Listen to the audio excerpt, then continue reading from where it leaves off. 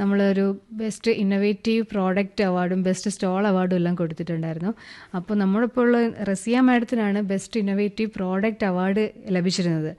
Radian glow face oil ആയിരുന്നു ആ best innovative product. അപ്പോൾ അതിനെക്കുറിച്ചൊന്ന് മാഡം പറയാമോ? അത് എന്താ വെച്ചാൽ എനിക്കത് മറക്കാൻ പറ്റാത്ത എൻ്റെ ജീവിതത്തിലുണ്ടായ ഏറ്റവും വലിയൊരു കാര്യമാണത്. കാരണം നമ്മുടെ ഒരു പ്രൊഡക്റ്റ് അത് വലിയ ഇങ്ങനെ ISR പോലൊക്കെ ഒരു അവിടെ വെച്ചിട്ടുള്ള എക്സിബിഷനിൽ ഇങ്ങനെ ഒരു ഇന്നോവേറ്റീവ് പ്രോഡക്റ്റിന് അവാർഡ് കിട്ടുക എന്ന് പറഞ്ഞാൽ എൻ്റെ ജീവിതത്തിൽ മറക്കാൻ പറ്റാത്തൊരു അനുഭവമാണ്. പിന്നെ എന്താ വെച്ചാൽ അത് എൻ്റെ ബിസിനസ്സിൻ്റെ ഒരു ടേണിംഗ് പോയിൻറ്റും കൂടിയായിരുന്നു. അതെനിക്ക് പിന്നെ അത് ഹൈലൈറ്റ് ചെയ്യാൻ പറ്റി. പക്ഷേ ഞാൻ ലേബിളിൽ മെൻഷൻ ചെയ്തില്ല. ഇപ്രാവശ്യമാണ് എൻ്റെ മാഡം കണ്ടപ്പോൾ മാഡം പറഞ്ഞു അതിൽ മെൻഷൻ ചെയ്യണം, കാരണം അത് അത്രയും നിങ്ങൾക്ക് അത്രയും വാല്യുബിൾ ആയിട്ടുള്ള സാധനമല്ലേ. അപ്പോൾ ഞാനത് എക്സിബിഷനിലെല്ലാം പിന്നെ അത് കംപ്ലീറ്റ് പറയാൻ തുടങ്ങി, ഇന്ന പ്രൊഡക്റ്റിന് കിട്ടി. അത് കാരണം എൻ്റെ സെയിൽ ഭയങ്കരമായിട്ട് മാറ്റം വന്നു. പിന്നെ അതെനിക്ക് എൻ്റെ സോഷ്യൽ മീഡിയയിലൊക്കെ എനിക്ക് ആഡ് ചെയ്യാൻ പറ്റി. ആ ഫോട്ടോസ് അതിനുള്ള അത് വലിയൊരു അംഗീകാരമാണല്ലോ. അപ്പോൾ അതുകൊണ്ട് ശരിക്കും എൻ്റെ ഒരു ഭയങ്കരമായിട്ട് മാറ്റം വന്നു. എങ്ങനെ മാറ്റം വന്നു വെച്ചാൽ സെയിലിൻ്റെ ഒരു മാറ്റം ഭയങ്കര ഡിഫറൻസ് ആയിട്ട് വന്നു.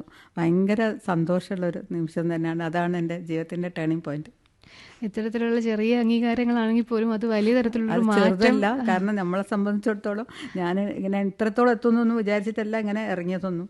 അത് എൻ്റെ ഒരു ഞാൻ അത്രത്തോളം കഠിനാധ്വാനം ചെയ്തിട്ടുണ്ട്, അത് ശരി തന്നെയാണ്. പക്ഷെ അതിങ്ങനെ ഒരു അംഗീകാരം കിട്ടുകയെന്ന് പറഞ്ഞാൽ അത് ചെറിയ കാര്യമല്ലല്ലോ. തീർച്ചയായിട്ടും മാഡം, ഇതുപോലുള്ള പുതിയ പുതിയ ഇന്നോവേറ്റീവ് ആയിട്ടുള്ള ഐഡിയാസ് ഉള്ള ഒരുപാട് ആൾക്കാരുണ്ട്.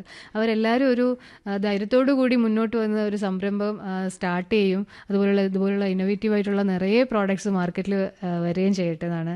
അതിനു വേണ്ടിയിട്ടാണ് IASRും IASRന്റെ ABI യൂണിറ്റും നിലകൊള്ളുന്നത്. സംരംഭക